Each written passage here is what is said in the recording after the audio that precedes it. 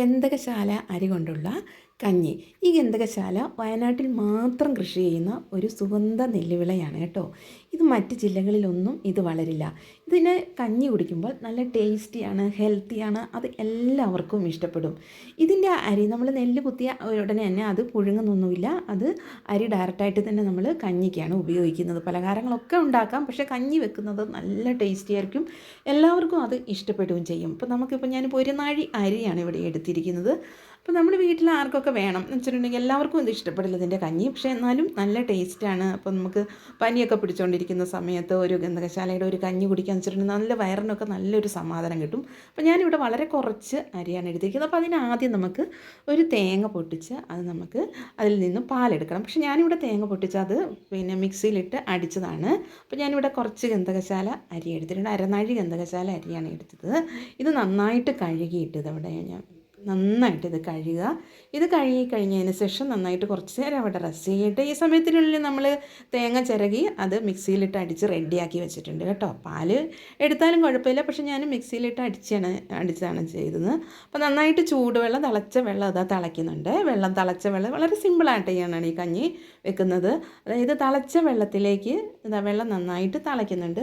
അപ്പം അരി കഴുകിയ ഈ അരി അങ്ങോട്ടേക്ക് ഇടുകയാണ് ചെയ്യുന്നത്. എന്നിട്ട് നന്നായിട്ടൊന്ന് ഇളക്കി കൊടുക്കുക. അപ്പം ഇതിങ്ങനെ അടച്ച് വെക്കേണ്ട ഒരാവശ്യവും വരുന്നില്ല, കാരണം ഇത് പെട്ടെന്ന് വേവുന്നതാണല്ലോ. അപ്പോൾ നമ്മുടെ ശ്രദ്ധ എപ്പോഴും നമ്മൾ അവിടെ അടുത്ത് തന്നെ വേണം, കാരണം വെന്തങ്ങ് കുഴഞ്ഞു പോയിട്ടുണ്ടെങ്കിൽ ഒരു ടേസ്റ്റില്ല. കുഴഞ്ഞാലും കുഴപ്പമൊന്നുമില്ല, പക്ഷേ കഞ്ഞിക്ക് ഒരു എന്താ പറയുക, അങ്ങനെ ഒരുപാട് കുഴച്ചിൽ പറ്റില്ല. എന്തായാലും നന്നായിട്ട് തിളച്ചത് റെഡിയായി വന്നിട്ടുണ്ട്. ഏകദേശം പകുതി വേവായിട്ടുണ്ട് ഗന്ധകശാല, കാരണം നല്ല തിളച്ച വെള്ളത്തിലേക്കാണല്ലോ ഇടുന്നത്. നമ്മൾ എന്ത് ഇതാകുവാണെങ്കിലും കഞ്ഞിയൊക്കെ വെക്കുമ്പോൾ അരിയൊക്കെ ഇടുമ്പോഴാണെങ്കിലും തിളച്ച വെള്ളത്തിലേക്ക് ഇടുമ്പോൾ നമുക്ക് പെട്ടെന്ന് അതിൻ്റെ റിസൾട്ട് കിട്ടും. അപ്പോൾ ഇത് നോക്ക്, നന്നായിട്ട് ഒരുവിധം വെന്ത് റെഡിയാവുന്നു.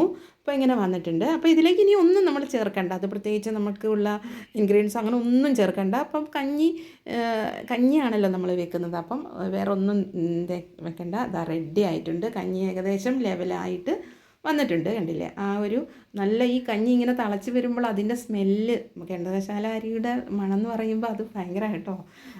അപ്പം ഇതിപ്പോൾ പറഞ്ഞാലൊന്നും അറിയില്ല, കാരണം അത് തിന്ന് കഴിയുമ്പോൾ ഇത് ഞാനിതിപ്പോൾ റെഡിയാക്കി വെച്ചിട്ടുള്ള ഇത് തേങ്ങാപ്പാലല്ല, തേങ്ങ അരച്ച് വെച്ച തേങ്ങയാണ്. പാലായിട്ട് എനിക്ക് സമയമില്ലാത്തതുകൊണ്ടാണ് കേട്ടോ ഞാൻ പാല് പിഴിയാൻ ഇതാവാത്തത്.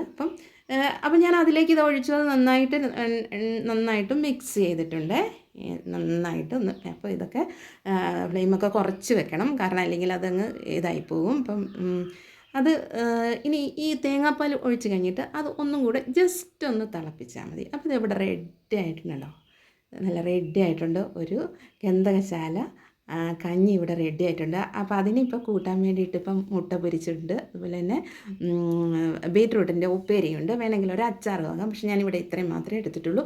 നല്ലൊരു ടേസ്റ്റാണ്. എന്താണെങ്കിലും ഒരു നേരത്തെ ആഹാരം ഈ ഗന്ധകശാല അരി കൊണ്ടുള്ളതാണെങ്കിൽ വൈകുന്നേരത്തെയൊക്കെ ആഹാരം ഇങ്ങനെ ഒരു കഞ്ഞി വെച്ച് കുടിക്കുവാണെങ്കിൽ നല്ലൊരു ടേസ്റ്റാണ്. അപ്പോൾ നിങ്ങൾക്ക് ഇഷ്ടപ്പെട്ടിട്ടുണ്ടെങ്കിൽ സബ്സ്ക്രൈബ് ചെയ്യൂ. Okay, thank you.